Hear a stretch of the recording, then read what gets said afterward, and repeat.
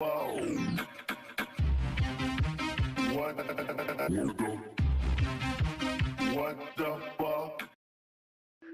the beginning, there was darkness, and then, bang, giving birth to an endless expanding existence of time, space, and matter. Every day, new discoveries are unlocking the mysterious, the mind-blowing, the deadly secrets of a place we call the universe. They appear out of nowhere and threaten our very existence. From rocks crashing through homes to Mount Everest-sized boulders triggering mass annihilation, no one is safe from their wrath. And some of these intruders are not extraterrestrial. They're actually man-made cosmic junk. Take cover as we investigate meteorites and space debris, the deadly stuff that falls from space.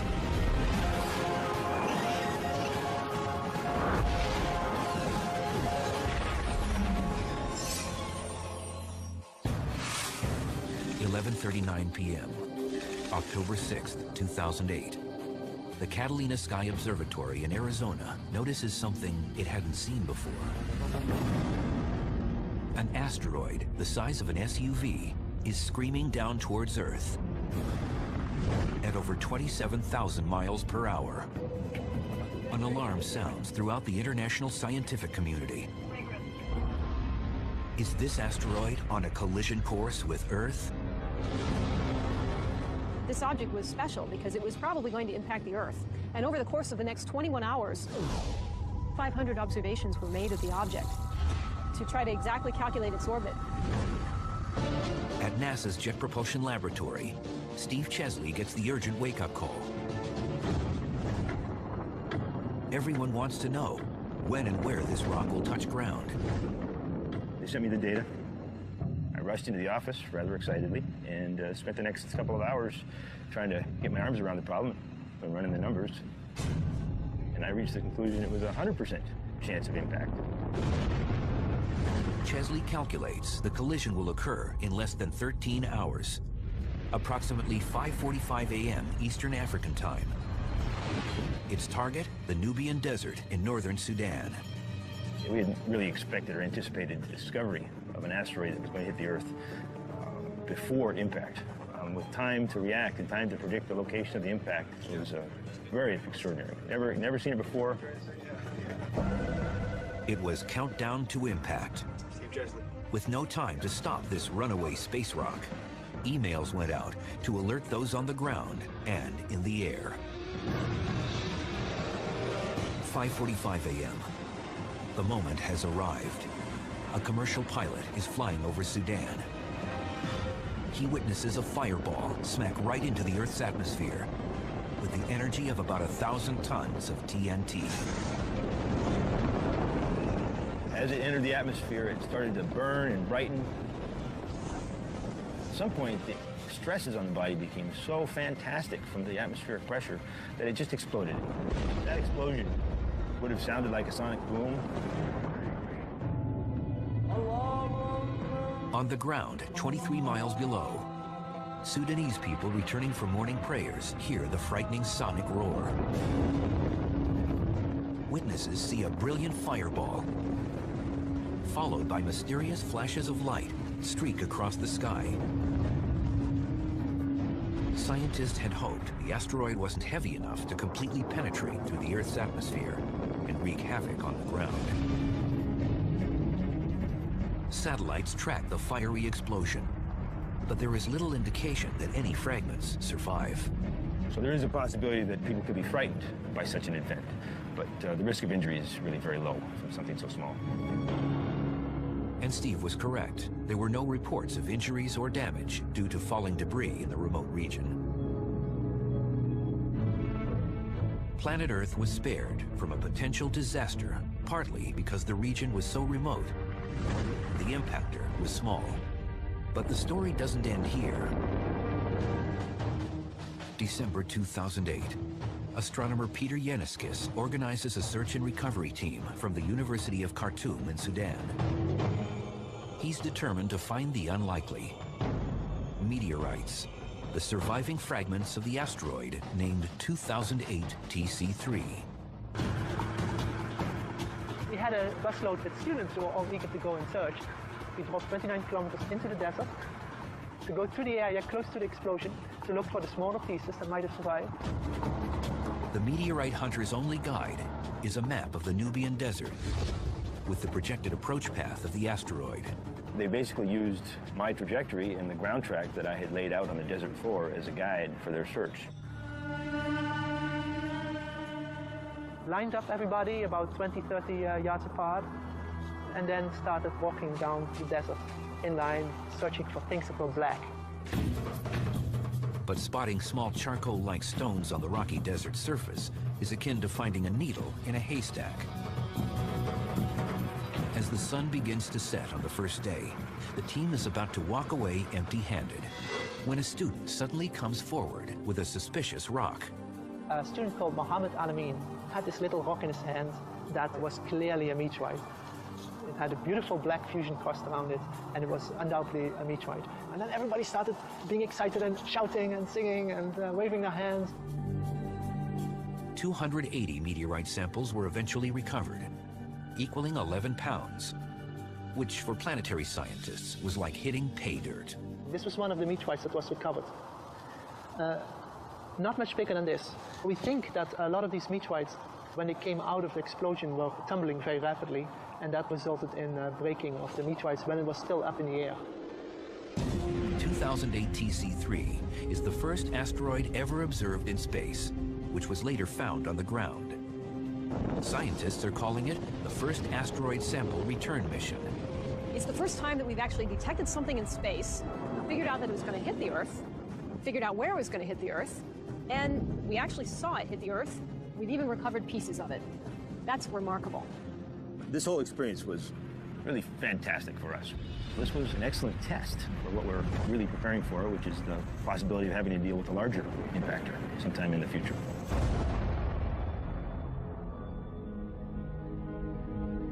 Planet Earth may not be so lucky the next time. Scientists now suspect 2008 TC3 came from a piece of a much larger rock from the asteroid belt, a region between Jupiter and Mars where asteroids and comets take up residence. In this crowded galactic neighborhood, these fossil relics from the formation of the solar system occasionally collide with each other and explode into smaller pieces. It's these fragments that can migrate towards Earth. A bullet can provide a pretty good stand-in for one asteroid striking another in terms of its impact speed.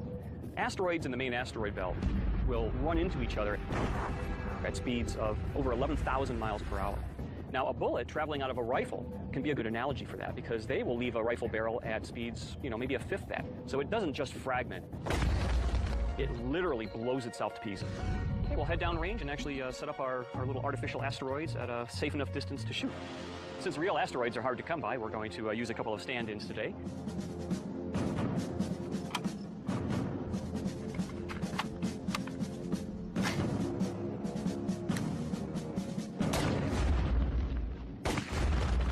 These bullet impacts are comparable to the collisions in the asteroid belt. Let's see what our results are here. This is actually rather typical of the results of an asteroid impact, where you tend to have a few large pieces of debris, several medium-sized pieces, but nature is very good at making lots and lots of little debris. These little kilometer-sized fragments are what we actually see today as the near-Earth asteroids, these fragments which have worked their way in from the main asteroid belt, approaching the inner solar system, passing near our planet, sometimes impacting our planet. These near-Earth objects, or NEOs, have transformed our near-space environment into a danger zone. The speeds with which objects are running around in the inner solar system is it's much akin to actually a bunch of cars driving crazily down a highway. The vehicles themselves are traveling at high speeds. When they cross lanes without looking and perhaps running into each other, they are hitting at equally high speeds. And that's kind of like objects moving on their own independent orbits around the sun. Every few hundred years, Earth gets hit with rocks the size of a football field that can destroy entire cities. But every 500,000 years, we get struck with boulders the size of mountains that could ignite global disasters.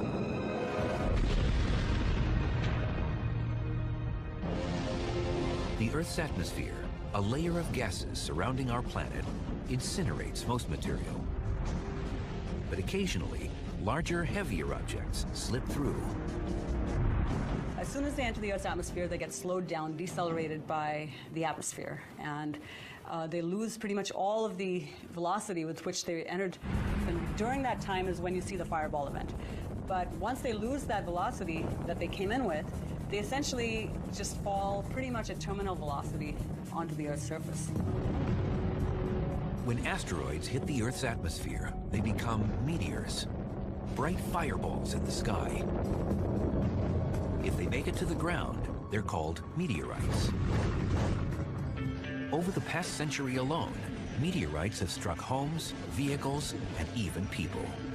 In 1954, an 8-pound meteorite crashed through the roof of a home in Sylacauga, Alabama, and hit a woman in the hip, leaving her with nasty bruises. In October 1992, amateur videos caught a fireball flashing across the skies above several Atlantic states. The 27-pound meteorite eventually crushed the back end of a car in Peekskill, New York. In November 2008, a police dash camera recorded a bright meteorite explosion in the skies over Alberta, Canada. These caught-on-video impacts prove that things really do fall from the sky. What's even more startling is the physical evidence of much bigger impacts, ones that have caused global catastrophes in the past, and may ignite a cosmic Armageddon in the future.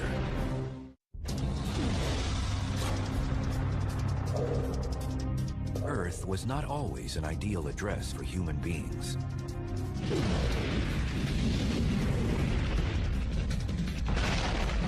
During its infancy, 3.8 billion years ago, the third rock from the sun was a cosmic war zone. During this brief period, called the Late Heavy Bombardment, billions of leftover debris from the formation of the solar system pummeled our planet at rates up to 20,000 times higher than today. What happened is that Jupiter and Saturn, the two giant planets in our solar system, went into what's called a gravitational resonance with one another. So Jupiter made 2 complete orbits around the sun for every single orbit made by Saturn. And when that happened, it rearranged the entire solar system. It reshuffled Uranus, Neptune, Jupiter, and Saturn, and moved the giant planets farther out. When that happened, that just sent a volley of comets and asteroids rocketing into the inner solar system. At the same time, these rocky bodies helped to mold our baby planet to the shape it is today. Here are the battle scars. Only 170 impact craters are still visible on Earth. Weather, water, and plate tectonics have erased most traces of ancient cosmic violence. But proof of Earth's tumultuous past lies on the Moon, which was formed at the same time, but lacks plate tectonics and other erosion processes that tend to erase the evidence. The Earth itself has been bombarded every bit as much as our nearby moon. If you look up at the moon in the sky and you see its cratered surface, you have to imagine our own Earth cratered and battered to at least that degree, and in fact, because we're a bigger target in space, even more. By counting craters on the moon, scientists can learn about the number of impacts on the nearby Earth, past and present. Scientists can learn about the sizes and compositions of asteroids that impact the Earth by studying the characteristics of the craters that they create. So we're going to try and demonstrate that today by tossing some weights into the sand on the beach here, and we're going to see if we can come up with a relationship between the size of the weight and the size of the crater that it creates.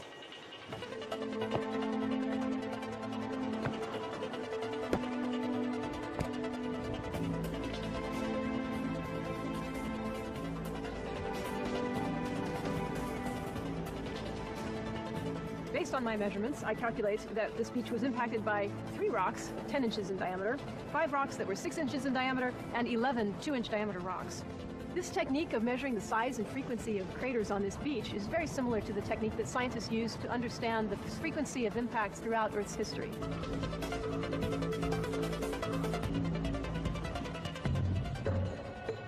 Today, the best preserved impact craters exist in dry desert regions around the world. Meteor Crater, located near Winslow, Arizona, is one of the lasting reminders of the destruction caused by objects from space. And scientists are just cracking the surface of understanding the repercussions of these ferocious events. Okay, lights. Okay, do we want to back one off to 250,000?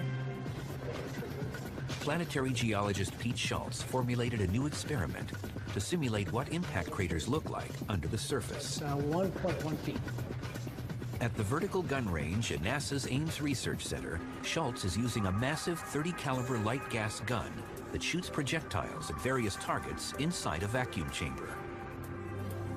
Today, we're going to try to look inside a crater as it forms. And to do this, we're going to use a clear block. It's transparent, so we actually get to watch the crater as it grows, but from the inside rather than from the outside. This little bead is simulating an asteroid that's going to slam into the surface of the Earth. So let's get inside.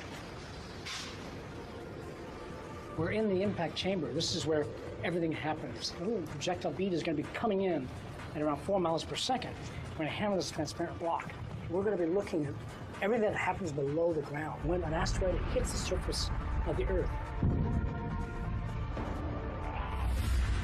Outside the chamber, high-speed cameras will document the deep impact from various angles. Are the Shimatsus all up down there? In the control room, Schultz watches the monitor with nervous anticipation.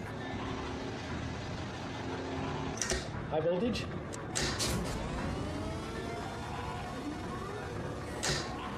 The vertical gun launches the glass bead projectile into the acrylic block. Sweet. Wow, okay, that is just freaking gorgeous. The experiment was a smashing success. Kapow! So here we actually have the impact, but now we see this vapor plume. This is really hot gas. It's about a temperature close to the surface of the sun. And then as it moves away, it cools, and now we begin to form the crater with the ejecta coming out. And now we're watching the crater actually begin to form on the inside. That is awesome. Okay, I want to see what we did. Oh man, did we bust this up? Now we can look to see how these cracks develop through time. So if this were a big impact, these cracks would grow where the entire crater could then collapse inward and fail. Impact experiments at the vertical gun range shed light on the large-scale destruction caused by asteroids that have fallen from space. When we see an impact, it's not just the cracks and cracking. You will also see the vapor plume expanding. That affects life. That affects survival. If this impact occurred on Earth and was large in scale, it would simply fry the atmosphere. It would send debris out, and as it hits the Earth, again, it would cause more devastation. Scientists have discovered that impacts from space have affected the evolution of life on Earth. We know that, in fact, the flux of meteorites hitting the Earth was much higher in the past than it is today. And in fact, there have been known instances, for example, the large impact event 65 million years ago at the Cretaceous-Tertiary boundary.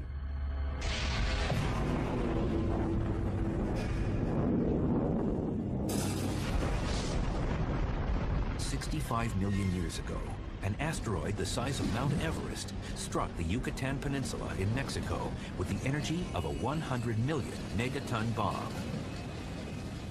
It created a 100-mile wide crater underwater that was finally discovered in the 1980s. Scientists have determined that the asteroid impact ignited atmospheric events that may have led to the mass extinction of 75% of all prehistoric species, including the dinosaurs.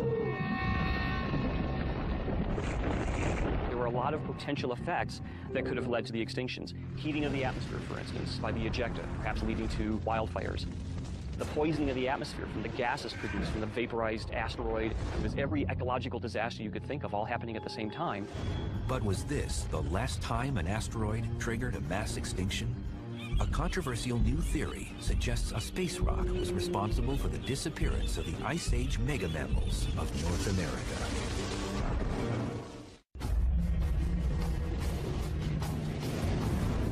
Scientists are dying to know what happened 13,000 years ago. The Ice Age was slowly ending. The North American continent was inhabited with big beasts like the woolly mammoth, mastodon, giant ground sloth, and the short-faced bear. But something caused 35 major groupings of species to vanish from the fossil record.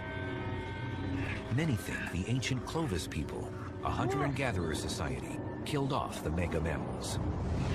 But startling new evidence suggests that an object from space may have led to the demise of the giant creatures. 13,000 years ago, the climate changed suddenly, rapidly, and dramatically. It looks like there was some type of extraterrestrial event, whether it was a large meteorite, an asteroid, or a comet exploding in the atmosphere.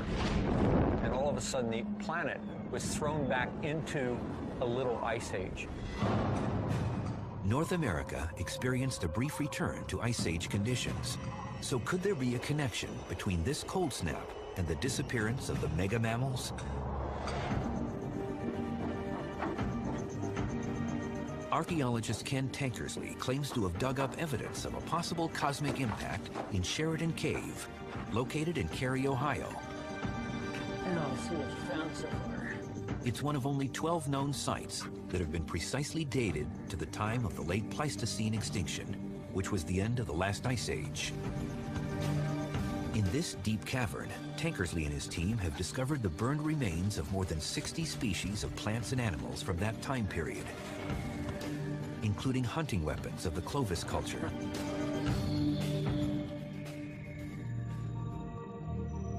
I don't believe it. This is a Clovis bone point. It's manufactured from a megamammal rib, probably a large animal such as the American mastodon. What's fascinating about this specimen is the person who manufactured this likely witnessed the event 13,000 years ago. Tankersley says that most of the bones he's uncovered underwent intense burning that couldn't have been caused by a mere forest fire. He says it had to have been from a colossal explosion, the kind generated by an Earth impact.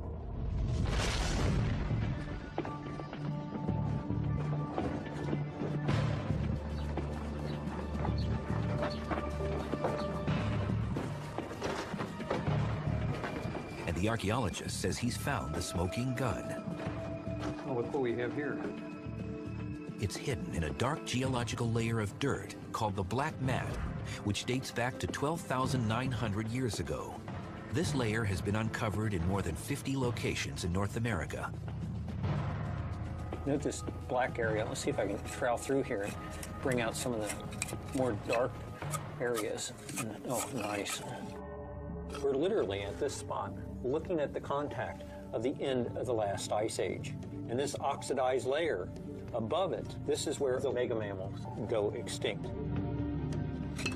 Within this sediment layer, some scientists claim to have found key pieces of evidence that point to a cosmic impact. Carbon spherules created by intense fires. Shocked diamonds formed through extreme temperatures and pressures. Lonsdale-ites, rare hexagonal-shaped diamonds that are only found in meteorites. And micrometeorites, minuscule pieces of iron and nickel that come from outer space. If we take a magnet and run it across this oxidized layer, my guess is we'll probably pick up micrometeorites. You can see how the sediment's adhering.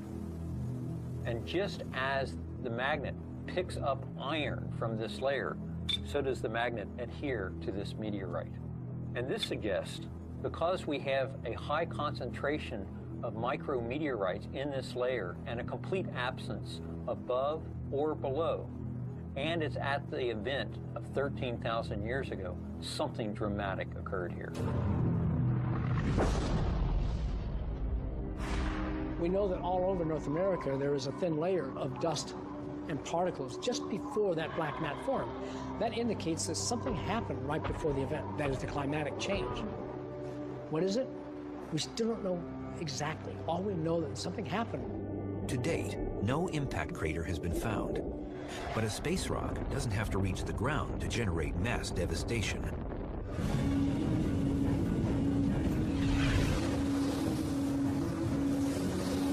In 1908, a rocky body slammed into the atmosphere 6 miles above Siberia's Tunguska wilderness. It released energy yielding about 5 megatons of TNT. You can imagine what it feels like to do a belly flop off of a high diving board and you smack into the water. A small, weak, rocky asteroid will kind of undergo a similar sort of feeling as it very quickly is decelerated and breaks in the dense lower atmosphere. Immediately after the Tunguska airburst impact, an intense shockwave and hot air blast traveled to the ground and spread outward. It engulfed almost 1,000 square miles of forest. Some scientists propose that a similar scenario may have contributed to the extinction of the North American megamammals. And a comet, not an asteroid, may have been the culprit. Unlike asteroids, these dirty snowballs contain more ices and gases that tend to break up before reaching the surface. When the theorized comet came down into the Earth and would have exploded in the atmosphere, it would have distributed amongst the ejecta that was created beneath it. It would also have seen a great variation in the deposits left behind. There would have been intense burning over a large area. Anything within the impact zone, of course, would have been devastating. At the same time, however, it would not have had immediate impact for the rest of the planet, just within the impact area itself. This so-called Clovis comet theory suggests that profound climate changes led to the eventual extinction of the mammoths from North America. However, contrary to popular belief, a small number actually survived in various regions of the world up until around 2000 BC. And archaeological evidence indicates that the Clovis culture didn't go extinct from this alleged impact. Rather, they adapted to their changing environment. When the large game animals that Clovis people were hunting disappeared from the landscape, people had to change the way in which they were hunting and gathering. We may never know with certainty whether a near-Earth comet caused the Clovis event. But would modern man learn to survive after an Earth impact? We may eventually be put to the test. At this very moment, meteorite scientists scour the landscape in search of these messengers from the sky. These space rocks hold clues to impacts of the past, and as scientists are now discovering, clues to what is coming in the future.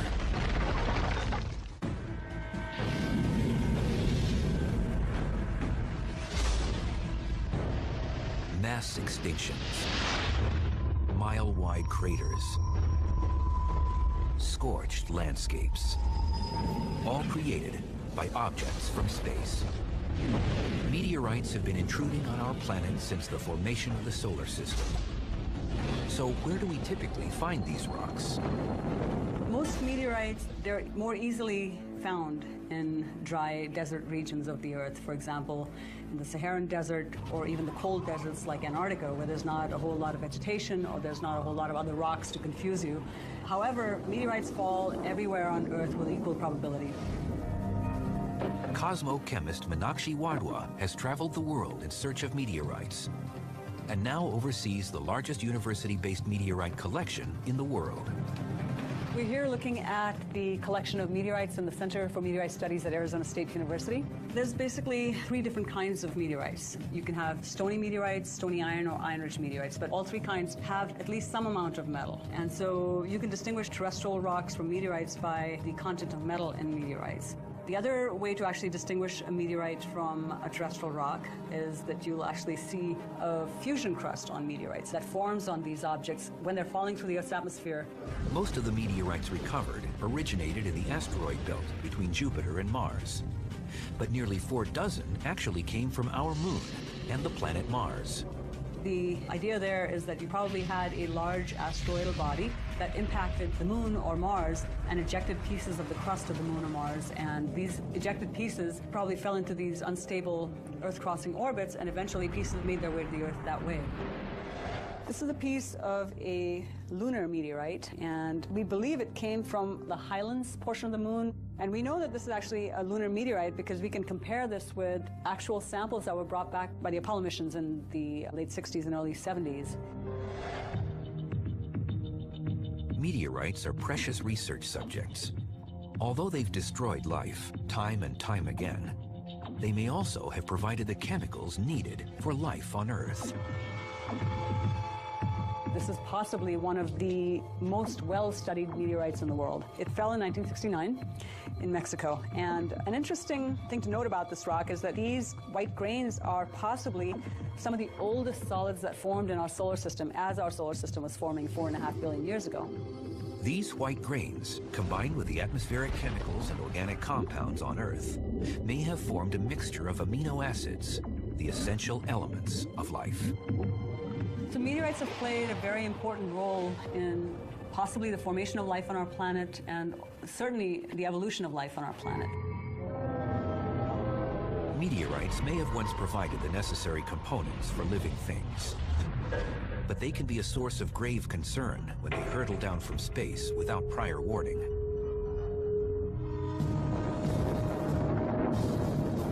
September 19th, 2007. A fiery meteorite streaked down from the sky and impacted the soft soil near the Peruvian town of Caracas, which borders Bolivia.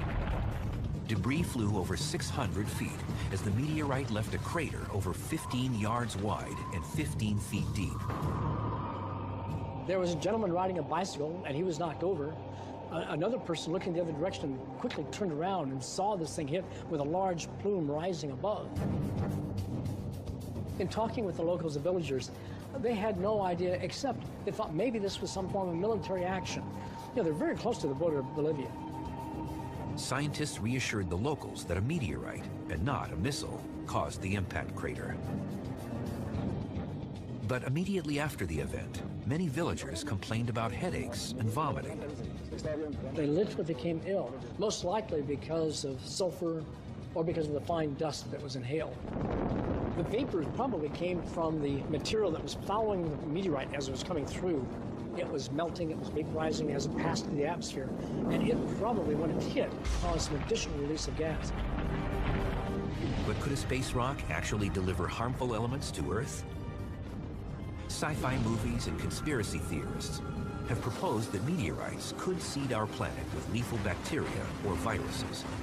But what's fact and what's fiction?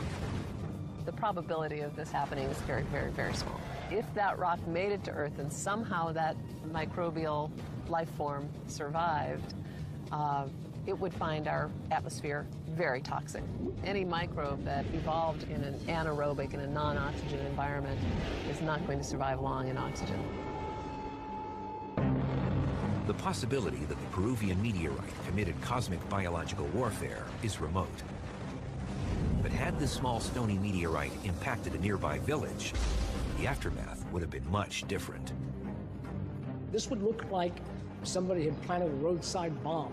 It would have had that effect. It opened up a hole so large that it would have swallowed several cars.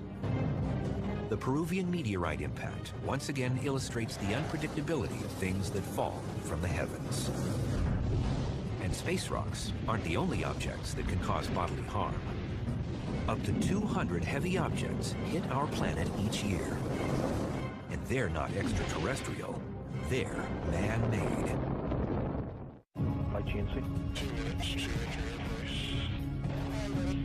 February 1st, 2003. The Space Shuttle Columbia was about to conclude its mission in space when disaster struck. The vehicle disintegrated during re-entry into Earth's atmosphere. Debris fell over Texas, Louisiana, and Arkansas. All 7 crew members perished. Because of re-entry heating, it got hotter as it came into the atmosphere. Some critical components failed. That caused an overall failure of the entire spacecraft, which spread debris over a large footprint. Spacecraft re-entry disasters are rare, but space debris is not.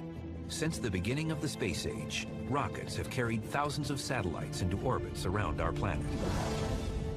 As a result, we've littered space with spent rocket stages, defunct satellites, fuel tanks, as well as nuts, bolts, and fragments from collisions and explosions with other debris.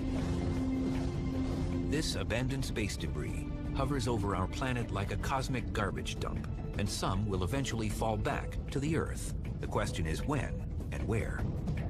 Things that re-enter the atmosphere, they do have a risk. The real risk is that something falling through the atmosphere will hit a person on the ground. 5,400 tons of space junk has already crash-landed on Earth. In 1979, Skylab, the first space station, scattered debris across the Indian Ocean and parts of Australia. In 1997, a DVD-sized piece of smoldering metal fell from the clouds and brushed the shoulder of a woman near Tulsa, Oklahoma. She wasn't injured, but hundreds of miles away, this 570-pound stainless steel tank landed next to a farmer's house in Texas. Both were pieces of debris from the same stage of a Delta II rocket. It's a piece of debris from a launch stage that was in orbit for about 9 months and re-entered over the northern part of the United States and Canada. Came down and left several fragments of debris around. This was the largest piece. At the Aerospace Corporation in El Segundo, California, scientists study space debris to find out what materials survive re-entry and why, and how to minimize future hazards. This is remnants of a stage that put a GPS satellite into orbit. This was found in Saudi Arabia. This one is made out of titanium, which is a very high melting point material, and that's one reason why this one survives so nicely. And this was traveling again on the order of probably 150 miles an hour when it hit the ground. Why do objects fall back to Earth? Most space debris resides in low Earth orbit, approximately 600 miles above our planet's surface. In space, objects can stay for tens to hundreds of years because there's no air resistance. But they will eventually undergo orbital decay. They will lose energy because there's very little atmospheric drag, and the Earth's gravity will tug them back down into its atmosphere. Satellites fall back sometimes quickly and sometimes over a long period simply because they begin to touch a little bit of the atmosphere, enough of the atmosphere that there's an increasing force over a long period of time, and that small force acting over a long time will basically drag them out of orbit, and they will eventually re-enter. Most debris burns up during atmospheric re-entry and vaporizes. However, some pieces are made of stronger components such as stainless steel and titanium, which can survive tremendous heat. Once below the dense regions of the atmosphere, they literally free fall to the ground. It'll hit at a very low velocity, say 150 feet per second, 150 miles an hour, something like that. And so that's the problem. So you're basically slowing something from an orbital speed down to essentially nothing in a relatively short time. Main engine start. The international space community now imposes new design requirements for most objects, including a propellant system to ensure controlled re-entries over water. Basically, the international community has agreed that an acceptable level of risk for a reentry is around 1 in 10,000. That means that if you did a particular reentry 10,000 times, the likelihood is that you'll hit one person on the planet. And so if you exceed that threshold, the objective is that you should reenter that piece of hardware into a safe area like the ocean. But new guidelines won't have any effect on the thousands of pieces of old debris already in space. Unfortunately, we have a number of objects in space still which were not designed when that requirement was around, and they still are slowly coming down. So it'll be a while before some of these things take effect. It's no longer a sci-fi fantasy. Extraterrestrial and man-made things continue to fall to Earth. We constantly need to search the skies for objects that could decimate a neighborhood, or even worse, end human civilization.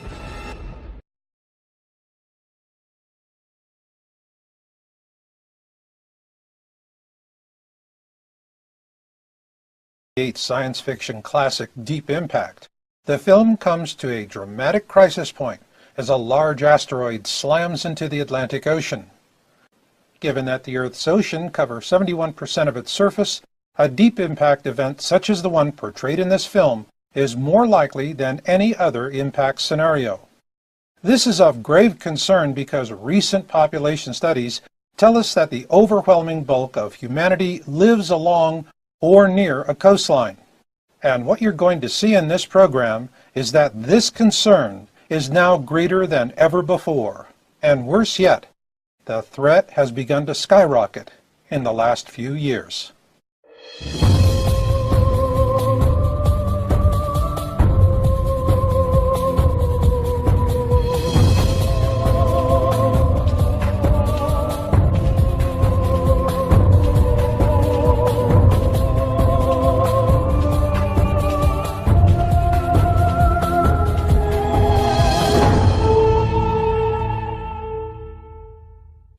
deep within each of us is a racial memory of rocks falling out of the sky and killing people.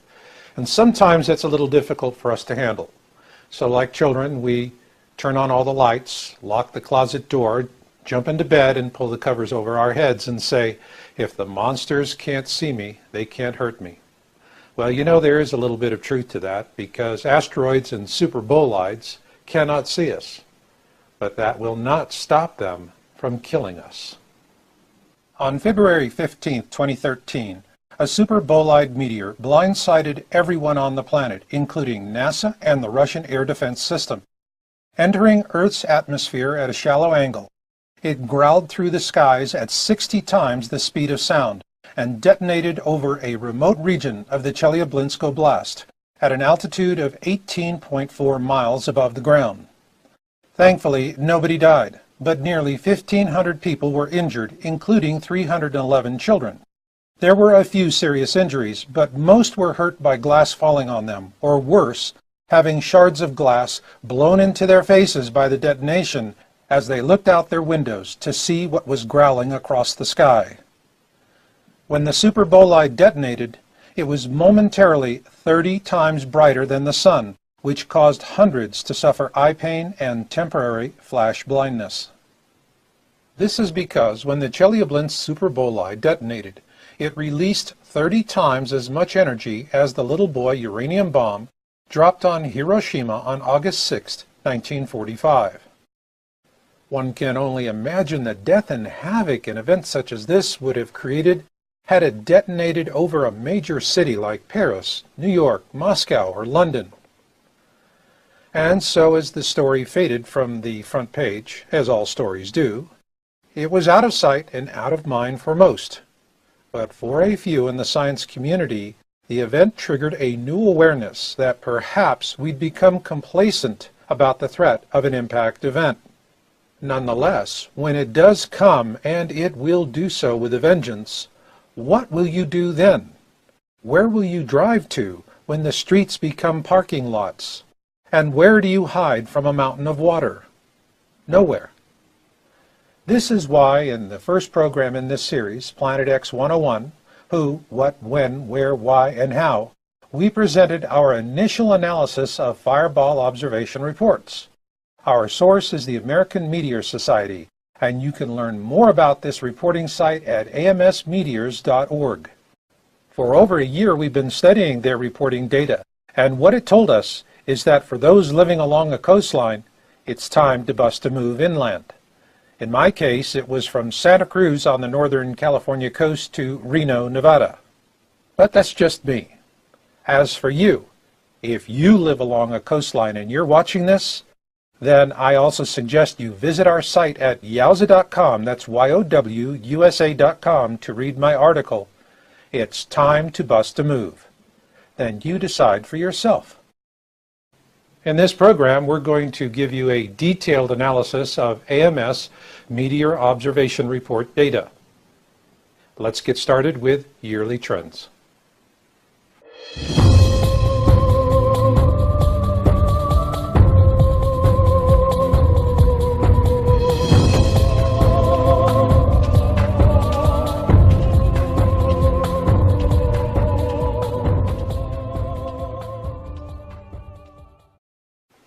At Yowza.com, what we're tracking are fireball reports, those big ugly rocks that fly through the sky and make the evening news. And this year started with an interesting twist, so to speak. So let's get caught up. The AMS reporting data presented in our first program in this series, Planet X 101, Who, What, When, Where, Why, and How, was through to October 2013. In this program, we'll update that to include the first quarter of 2014. So let's get started. Here we see the complete actuals for all of 2013. Based on those 2013 actuals, here are the monthly estimates for 2014. Now let's see how the 2014 estimates compare with the first quarter of 2014. In January, the estimate is spot on. The actual for January is consistent with the estimate based on the prior year actual. However, in February, we see a drop, not only from the estimate, but from the February 2013 actual as well. Again in March, we see the same thing as February. The actual is below the estimate as well as the prior year actual. So what could account for this? First off, we're not talking about meteor showers like the Perseids, which many of us enjoy watching on warm August nights. Rather, we're tracking fireballs such as the one observed over Japan in January of this year. Large, solitary rocks that come screaming out of the heavens. With that in mind, here is one explanation for the first quarter drop in fireball observation reports. As we've reported, we're tracking an approaching second sun in our system. Astronomers have named it Nemesis. It is the core of what we refer to as the Planet X system. Nemesis is a brown dwarf companion to Sol, with its own planets and rings as well. To illustrate one explanation for the drop in the 2014 first quarter fireball observations, let's use this illustration of the rings of Saturn as the backdrop for our example. In this case, the data could be telling us that Earth is now between the bands. Therefore, we do not really know what is coming next. Another bigger band? Or could it be over? With either scenario, the terms coincidence and natural variability come to mind. They did for us, and for that reason, we dug hard into the data. And here is what we found.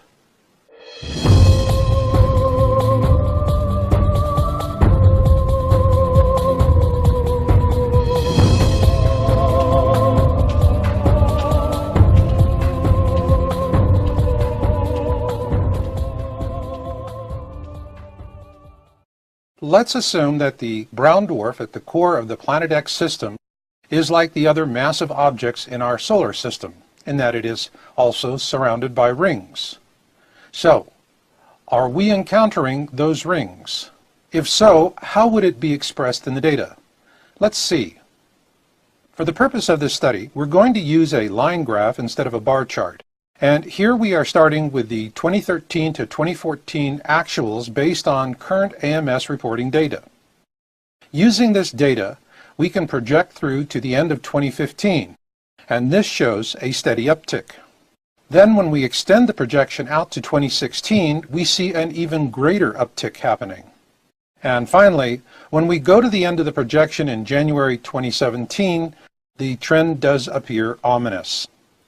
With this in mind, let's see where the Chelyabinsk super bolide that detonated over Russia on February 15, 2013 fits into this picture. Here we have added the Chelyabinsk super bolide to our previous timeline. What it shows is that there has been a steady uptick in actuals since that event. However, when we expand the timeline to cover the period 2009 through January 2017, this is when we really begin to get a sense of what is happening. This is not coincidence, nor is it natural variability.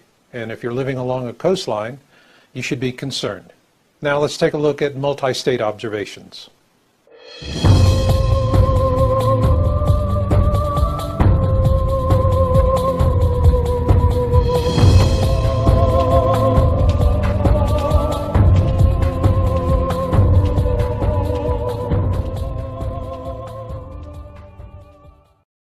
The interesting thing about the Chelyabinsk super bolide that detonated in the skies over Russia last year was that it came right out of the sun. And so both the Russian air defense system and NASA were completely blindsided. This is why we take a special interest in multi-state fireball reports, as these tend to be large fireballs or super bolides with shallow trajectories such as the Chelyabinsk super bolide. It's not uncommon to see reports coming in from 3 or 4 states for these large fireballs, or in some cases, 2 or more countries. So let's see what the data tells us. Here we see the updated actuals for all of 2013, which tracks closely with the yearly trends we saw before. Using those actuals, we were able to project estimates for 2014. So let's see how the estimates compare with the first quarter of this year. In January, we're seeing that the estimate and the actual are spot on. While the February actual is well below the estimate, it's not that far off from the 2013 actual for February. And in March of this year, we see that the actual is on par with February, but significantly lower than the actual for 2013, as well as the estimate for this year. But if you think we're out of the woods, don't draw that conclusion in haste, not until you see what we have next.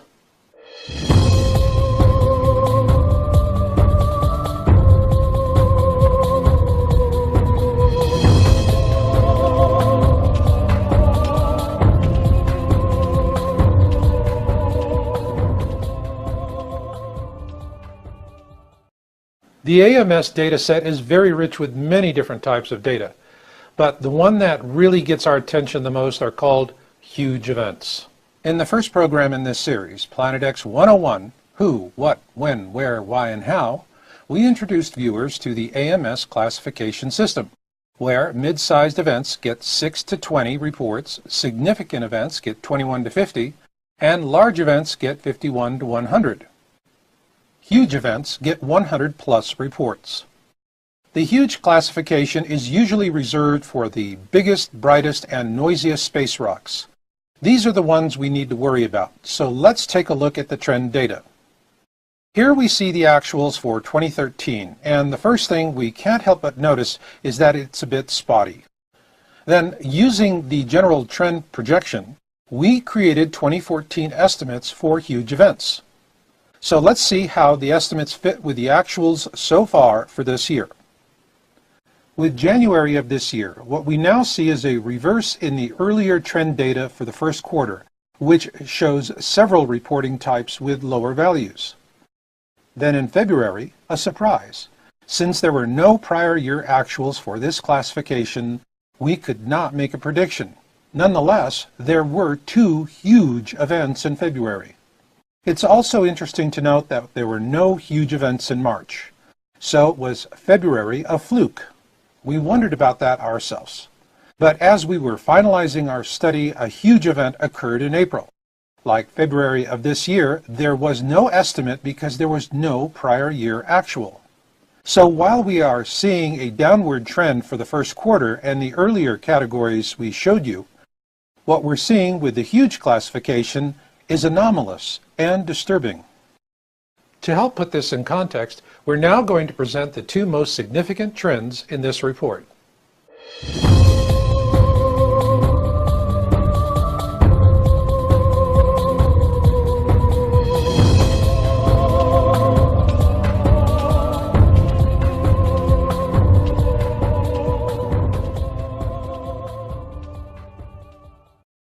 We're now going to show you the 2 most significant trends, huge events and multi-state events. We are going to use 2013 actuals for multi-state events and huge events to set a baseline for this comparison. And here we see the addition of the 2014 estimates, which track closely with the 2013 actuals. With this in mind, we are going to see how the first quarter of 2014 compares with the 2013 actuals and 2014 estimates.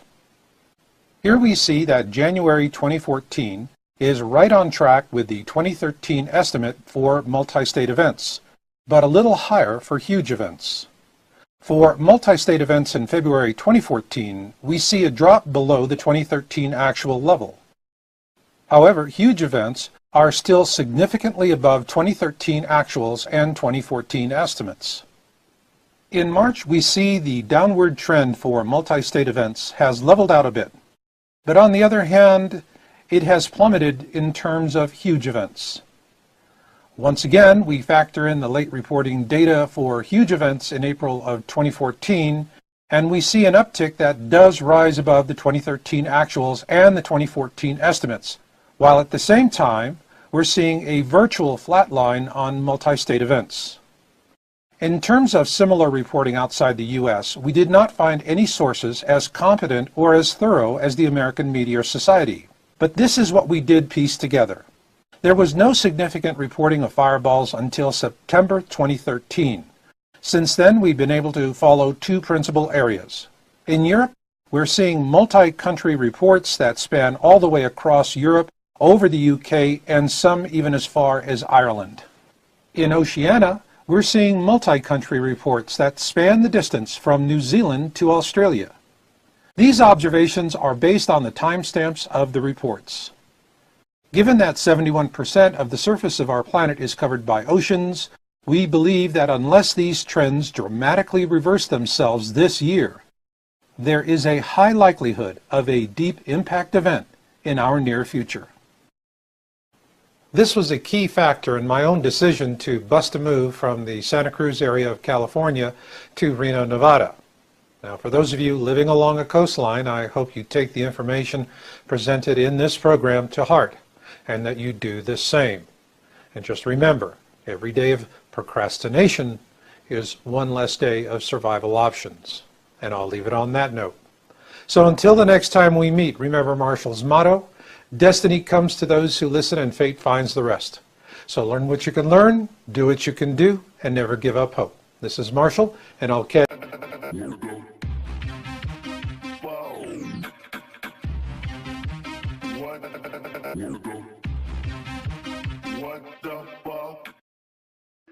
In the beginning, there was darkness, and then bang, giving birth to an endless expanding existence of time, space, and matter. Every day, new discoveries are unlocking the mysterious, the mind-blowing, the deadly secrets of a place we call the universe. They appear out of nowhere and threaten our very existence. From rocks crashing through homes to Mount Everest-sized boulders triggering mass annihilation, no one is safe from their wrath. And some of these intruders are not extraterrestrial. They're actually man-made cosmic junk. Take cover as we investigate meteorites and space debris, the deadly stuff that falls from space.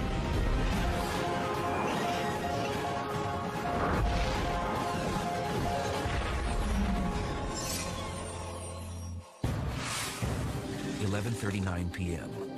October 6th, 2008. The Catalina Sky Observatory in Arizona notices something it hadn't seen before.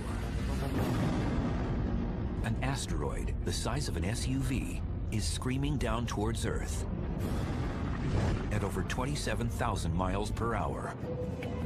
An alarm sounds throughout the international scientific community. Is this asteroid on a collision course with Earth? This object was special because it was probably going to impact the Earth. And over the course of the next 21 hours, 500 observations were made of the object to try to exactly calculate its orbit. At NASA's Jet Propulsion Laboratory, Steve Chesley gets the urgent wake-up call. Everyone wants to know when and where this rock will touch ground. They sent me the data. I rushed into the office rather excitedly and spent the next couple of hours trying to get my arms around the problem and running the numbers. And I reached the conclusion it was a 100% chance of impact. Chesley calculates the collision will occur in less than 13 hours, approximately 5:45 a.m. Eastern African Time. Its target, the Nubian Desert in northern Sudan.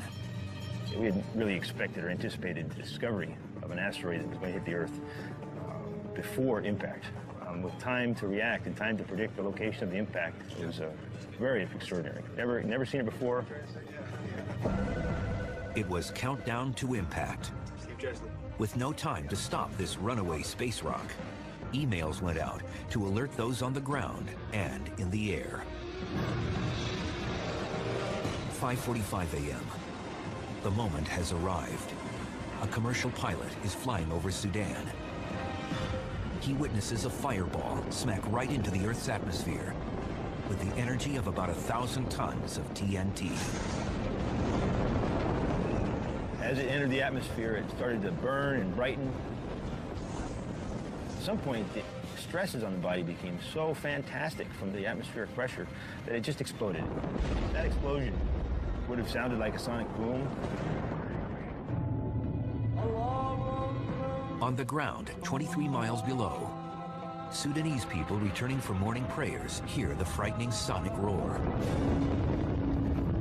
Witnesses see a brilliant fireball, followed by mysterious flashes of light streak across the sky. Scientists had hoped the asteroid wasn't heavy enough to completely penetrate through the Earth's atmosphere and wreak havoc on the ground. Satellites track the fiery explosion, but there is little indication that any fragments survive. So there is a possibility that people could be frightened by such an event, but the risk of injury is really very low for something so small. And Steve was correct. There were no reports of injuries or damage due to falling debris in the remote region. Planet Earth was spared from a potential disaster, partly because the region was so remote and the impactor was small. But the story doesn't end here. December 2008.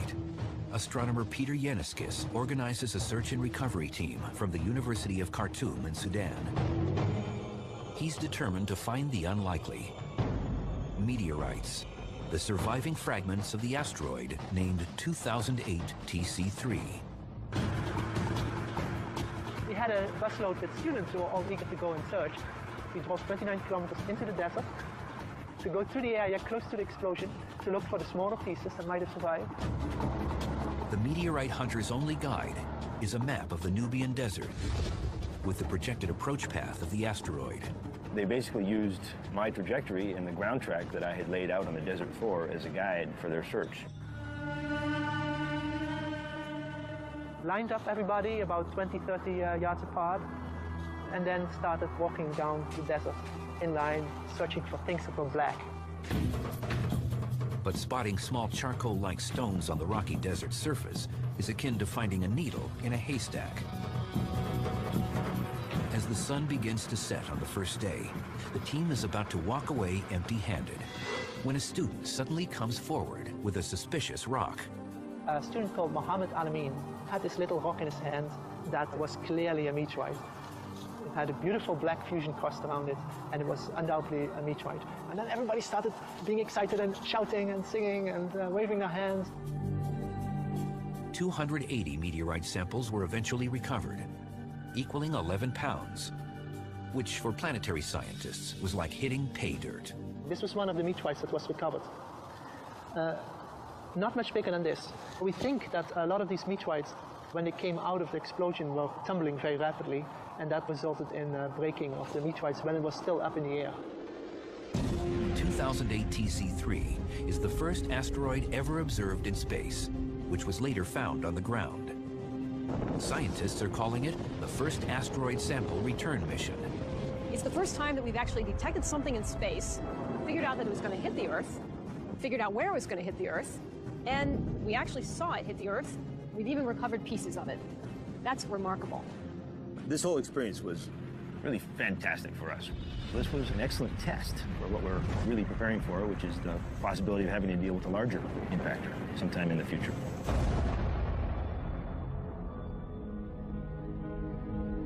Planet Earth may not be so lucky the next time. Scientists now suspect 2008 TC3 came from a piece of a much larger rock from the asteroid belt, a region between Jupiter and Mars where asteroids and comets take up residence. In this crowded galactic neighborhood, these fossil relics from the formation of the solar system occasionally collide with each other and explode into smaller pieces. It's these fragments that can migrate towards Earth. A bullet can provide a pretty good stand-in for one asteroid striking another in terms of its impact speed. Asteroids in the main asteroid belt will run into each other at speeds of over 11,000 miles per hour. Now, a bullet traveling out of a rifle can be a good analogy for that because they will leave a rifle barrel at speeds, maybe a fifth that. So it doesn't just fragment. It literally blows itself to pieces. Okay, we'll head downrange and actually set up our little artificial asteroids at a safe enough distance to shoot. Since real asteroids are hard to come by, we're going to use a couple of stand-ins today.